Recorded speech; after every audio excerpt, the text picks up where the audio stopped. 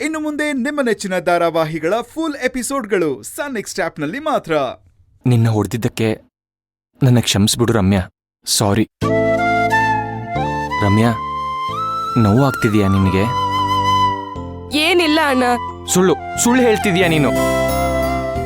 ನಂಗೊತ್ತು, ನಾನು ನಿನ್ನ ಜೋರಾಗಿ ಹೊಡೆದ್ಬಿಟ್ಟೆ.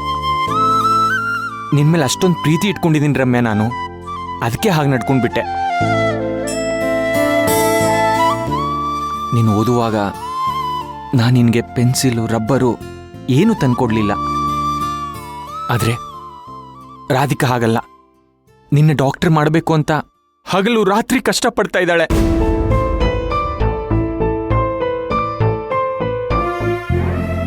ಅವಳ ಮುಖ ನೋಡು ರಮ್ಯಾ.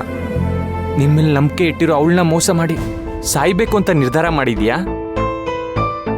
ನಮಗೋಸ್ಕರನೇ ಬಾಳ್ತಿರೋ ಅವಳನ್ನ ನಾವು ಯಾರೂ ಸರಿಯಾಗಿ ಅರ್ಥನೇ ಮಾಡ್ಕೊಂಡಿಲ್ಲ ಅನ್ಸುತ್ತೆ.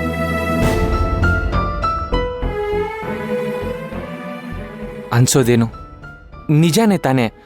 ರಾಧಿಕಾನ ಯಾರೂ ಅರ್ಥ ಮಾಡ್ಕೋತಿಲ್ಲ. ಹಾಗ ಅರ್ಥ ಮಾಡ್ಕೊಂಡಿದ್ದಿದ್ರೆ ನಾನು ಕುಡ್ಕ ಆಗ್ತಿರ್ಲಿಲ್ಲ. ಲಂಚ ಕೊಟ್ಟು ಪೊಲೀಸ್ ಆಗ್ಬೇಕು ಅಂತ ಕಲ್ಕಿನೂ ಯೋಚನೆ ಮಾಡ್ತಿರ್ಲಿಲ್ಲ. ನೀನ್ ಎಕ್ಸಾಮಲ್ಲಿ ಫೇಲ್ ಆಗ್ತೀನನ್ನೋ ಭಯದಲ್ಲಿ ಸೂಸೈಡ್ ಮಾಡ್ಕೊಳ್ಳೋ ಯೋಚನೆನೂ ಮಾಡ್ತಿರ್ಲಿಲ್ಲ.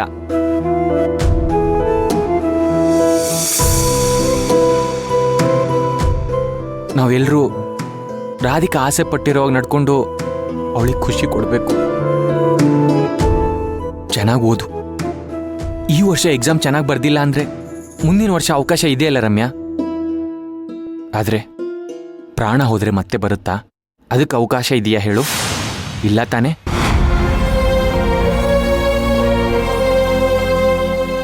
ಎಂಥ ಕಷ್ಟದ ಪರಿಸ್ಥಿತಿ ಬಂದ್ರೂ ರಾಧಿಕಂತರ ಧೈರ್ಯವಾಗಿ ಎದುರಿಸ್ಬೇಕು.